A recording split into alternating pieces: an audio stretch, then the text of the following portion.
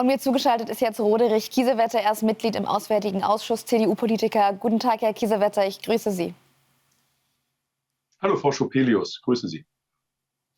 Er war bisher Chef der Rebellenregierung in der Stadt Idlib, Mohammed al-Bashir. Und nun ersennt er sich zum Chef der Übergangsregierung in Syrien, hat durchaus den ein oder anderen dunklen Fleck in seinem Lebenslauf.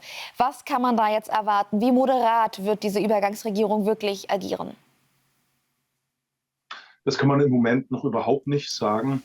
Wie es eben in Ihren Beiträgen auch anklang, wir müssen Prioritäten setzen. Für Europa ist ganz entscheidend, dass die Ukraine eine NATO- und EU-Perspektive hat und in Syrien, dass Russland das Land verlassen muss, aber auch, dass Türkei und Israel, die gerade den Nahen Osten neu formieren, Syrien davor bewahren, dass der Iran wieder stark Einfluss gewinnt. Der Verteidigungsminister in der Region hat ja auch deutlich gemacht, dass das deutsche Engagement nicht nachlassen darf. Aber es gibt eine Reihe von Baustellen, beispielsweise, dass die Türkei das Existenzrecht Syriens, Stichwort die Besetzung im Norden, anerkennt und die Besetzung runterfährt, dass Israel nicht mehr irgendeine Gefährdung aus Syrien droht. Und im Grunde genommen müssen wir alle Israel sehr dankbar sein, weil Israel überhaupt erst die Voraussetzungen geschaffen hat, dass das Assad-System gescheitert ist, weil eben die Versorgungswege des Irans nach Syrien gestört wurden.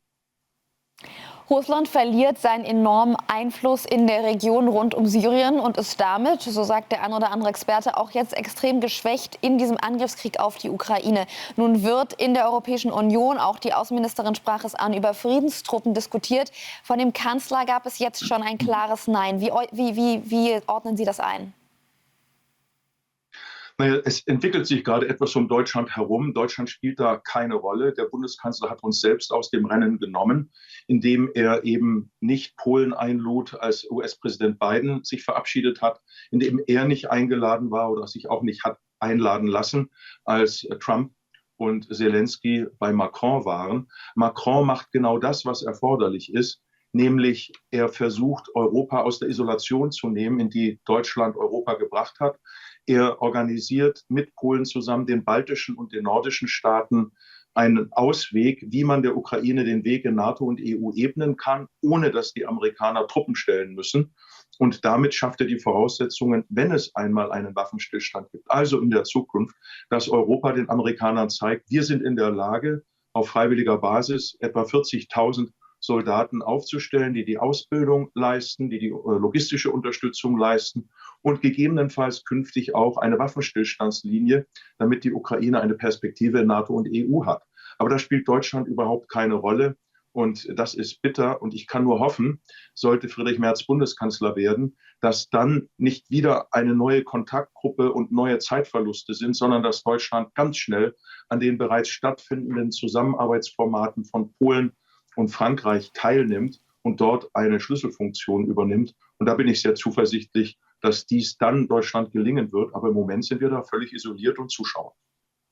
Herr Kiesewetter, jetzt haben wir über die durchgehende Diskussion in der Europäischen Union gesprochen. Wenn wir noch einmal ganz konkret uns die Rolle Russlands und des Irans anblicken. Der Iran hat sich jetzt zu Wort geäußert. Sie würden nicht geschwächt, sondern gestärkt aus der Misere in Syrien hervorgehen. So sagt es der Iran selber. Putin hält sich bedeckt, hat Assad in Russland aufgenommen, ihm aber vor Ort nicht geholfen. Wo sehen Sie denn hier die Schwächungen dieser einzelnen Kriegsparteien? Also zunächst konnte der Iran Assad nicht stabilisieren und Russland auch nicht. Dass Russland die Lage nicht vorausgesehen hat, sieht man daran, dass noch vor 2 Wochen die sogenannten Aufständischen, die jetzt die Regierung übernommen haben, von russischer Luftwaffe bombardiert wurden und dass jetzt extremer Druck auf Russland gemacht wird, die Basen aufzugeben. Hier sieht man, dass Iran und Russland Syrien Assad aufgegeben haben und im Grunde genommen vor einem Scherbenhaufen ihrer verfehlten Politik der letzten 10 Jahre stehen. Das bedeutet für uns wiederum, dass wir jetzt aus Europa anbieten sollten, stärker uns in Syrien zu engagieren, wenn die Region es will, aber dass wir auch konditionieren, dass der russische Einfluss eingedämmt werden muss. Am besten wäre sogar, wenn Russland seine Basen aufgeben würde. Das muss sagen wir mal, ein Verhandlungsteil sein, den wir dort brauchen. Aber wesentlich ist, dass Türkei und Israel die Region neu formiert haben. Und jetzt geht es auch darum, diplomatisch auf Katar, Saudi-Arabien und die Vereinigten Arabischen Emirate einzuwirken, die sich vor 10 Jahren in der Flüchtlingskrise einen schlanken Fuß gemacht haben, dass diese sich jetzt am Wiederaufbau beteiligen und sich zugleich nicht mehr als Werkzeug des Iran sehen, sondern den Iran eindämmen. Hier wäre es auch hilfreich, wenn Deutschland als ein Teil der 6 Staaten, die sich um die Zukunft des Nuklearabkommens kümmern, den Snapback-Mechanismus auslösen, sodass der Iran unter Sanktionen leidet und sich ganz aus der Region zurückziehen muss. Es ist eine Chance für eine friedvolle Neuordnung. Aber dazu kommt es eben darauf an, dass wir begreifen, dass Russland in beiden Schauplätzen, Ukraine und Syrien, versucht, Einfluss zu bewahren und Europa zu spalten. Jetzt geht es darum, Macron und Tusk in ihrem Bemühen, mit den baltischen und nordischen Staaten zu unterstützen. Scholz hat unser Land isoliert. Die Außenministerin wurde von ihm vorgeführt. Frau Baerbock hat genau die richtigen Ansätze. Und daran gilt es, nach dem 23. Februar anzuknüpfen. Ich danke Ihnen für das Gespräch, Roderich Kiesewetter. Danke, Frau Schopelius.